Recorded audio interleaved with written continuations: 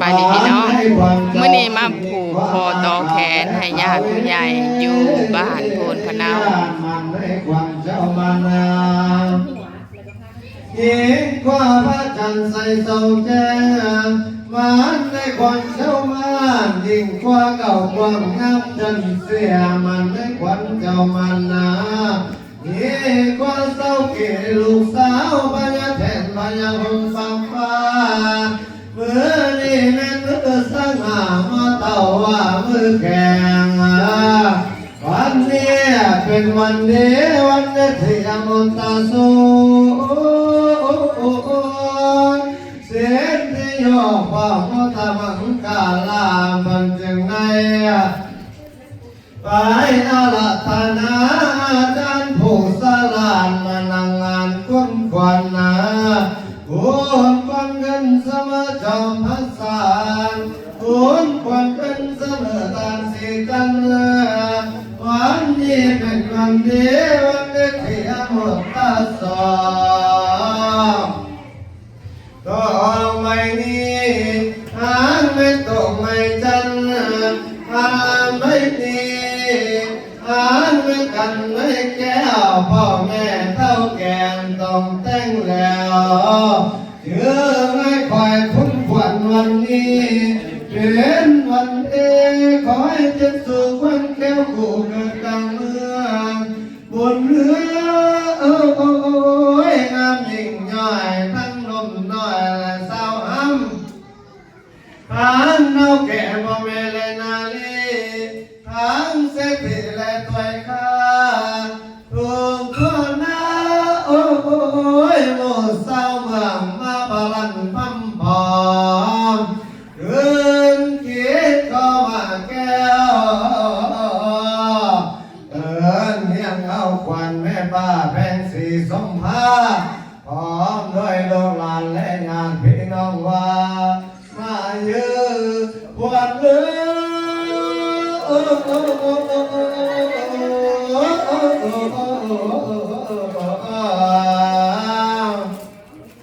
เหมือนแต่หาทอนี้ย่อพาขวัญขึ้นบ่มีแก่นมาแต่หาทอนี้ย่อมาขวัญขึ้นบ่มีในขอเสื่อนมาแก่นไทยเจ้าผู้มีคุณมาสวยคุณสวยยกยกเอาควันแม่ป้าแป้งสีสมภาแต่ถือ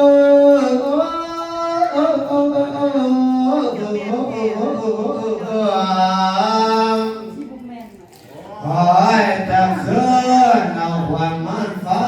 ผู้โยกำไฟเหนือคอยจับเสื้อ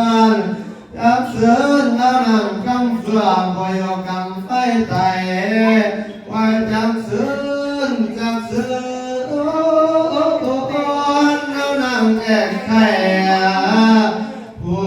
พันอยู่อันสนาคำมาสวยคำสวยคู่รอยย่อยองเอาควันเช้าแม่เถื่อสิบมอสาดันมาหลวงมาแต่ผู้น้อยสั่งสิบมอน้อยลงมาแต่มันหลวงเชี่ยสิบมอหลวงลงมาแต่มันฟ้าสิบมอกาหลวงมาแต่ผู้มาใส่คำใส่คู่ใส่ย่อยอง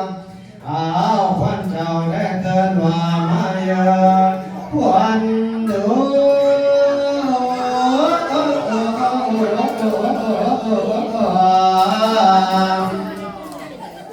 หมออันนี้เป็นหมอกันจ้าผาทาอันนี้เป็นขันธาตั้งแต่เขาหมอ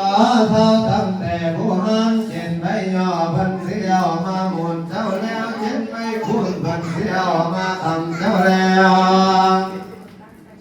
น้ำก็แก้วบ่กินเย็นมันก็ห่างเย็นดีเหมือนลาสีอยู่ฝากฟ้า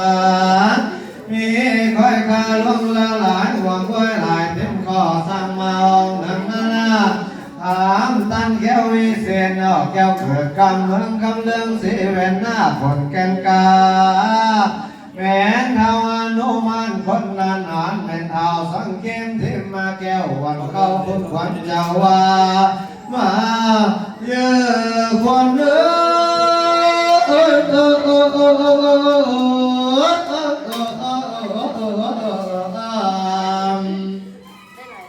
วันจะไปปลูกผู้ให้เป็นนางกายมาสามนีวันนี้วันเจ้าไปปลูกมาให้เป็นใบวันเจ้าไปปลูกมาสิไก่ไม่แก้วอ่อนไก่มาสามนีวันนี้ว่าวันเจ้าตกบวกต้มก็ให้บูออกมาวันเจ้าต้องน้องป้าก็ให้ยังออกมาเด้อพอเด้อแม่เด้อมาหอดพอนไหวห้องให้เจ้าไก่ขวามาหอดกันให้เจ้ายันในส่วนป้าข้ามาหอดกลางหน้าเจ้ายันในส่วนป้าข้า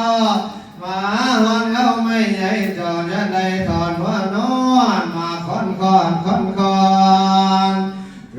นสู่หันต้นมีทั้งเสื้อพื้นหนามีทั้งผ้าพื้นอาดมีทั้งมุงวาดกันยงมีทั้งลงมาเอาพ่อแม่พี่น้องมานั่งอ้อมผ้าควันคอยอยากผูกเอาควันเจ้าว่า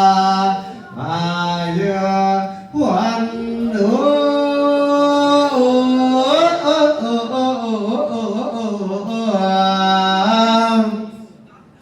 หายควันเจ้ามานำทางคนเดียวท้องมานำของคนเดียวมากิน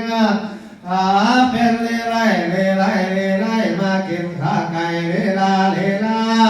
มากินข้าวต้มและข้าวหวานมากินน้ำตาลและน้ำอ้อยขอพรเดินจ้อยคนเจ้าให้เต่ามาว่ามาเยอะควันดู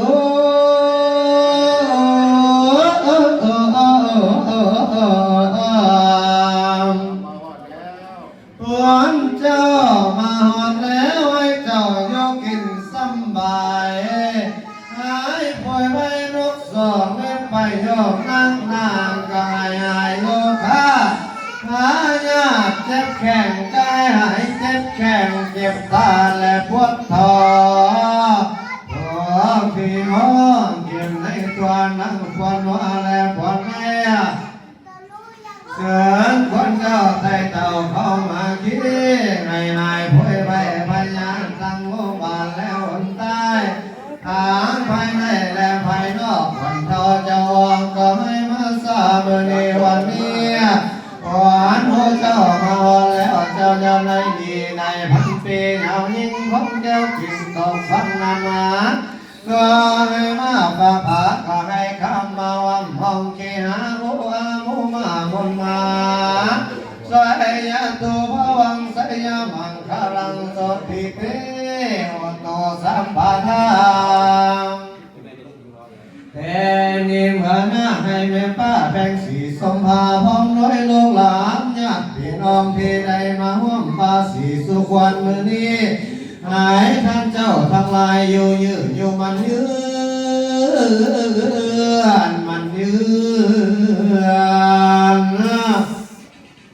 งานตลอดการอายุให้ควรเจ้ามันดังเท่าจักรวาลในควรเจ้ามันเทียงมันนั่งปฏิพานโยมขาดแก้ว